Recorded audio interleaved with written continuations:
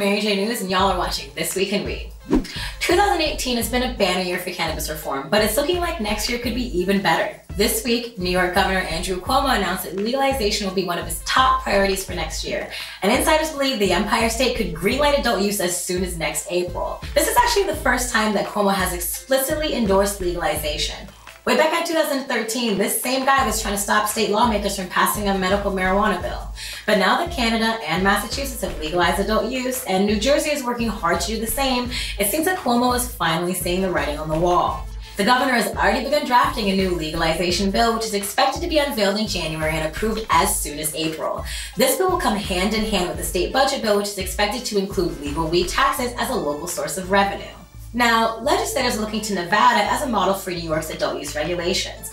They're especially interested in the fact that Nevada allowed its existing dispensaries to start selling pot before the state finished getting together all the rules and regulations that are necessary for retail stores. If New York were to follow this model, legal marijuana sales could begin as early as next summer, which would be amazing. Now that New York and New Jersey are preparing to legalize and Massachusetts has already opened up its first legal pot stores, the rest of the Eastern Seaboard is scrambling to play catch up.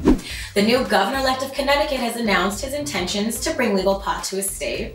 And last week, Rhode Island Governor Gina Raimondo also announced that it may be time for the Ocean State to start considering legalization. During an election debate this fall, Raimondo said that she was open to legalization but held off due to public safety concerns. Well, now that Rhode Island is facing a $200 million budget deficit and every surrounding state is going green, Raimondo is starting to realize that legal pot tax revenue could be a very smart idea. And in more good news for this week, a federally funded study has put another mystical marijuana myth to rest. One of the most common fears that prohibitionists have about cannabis legalization is that legal weed will lead to an increase in pot use among minors. A new study funded by the National Institute of Drug Abuse is suggesting that, according to the research, these fears aren't rooted in reality. There's an annual survey called Monitoring the Future that asks high school students to anonymously report their drug use, and get this, these kids actually answer it. The study reports that the rate of teen marijuana use in 2018 is actually lower than it was in 2012, and that was the same year that Washington and Colorado became the first two states to legalize.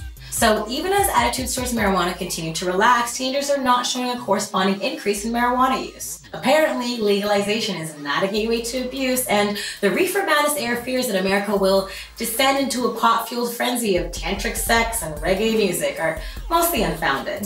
This has been a Day for Mary J News. Godspeed, good weed, and to y'all, a Merry Christmas.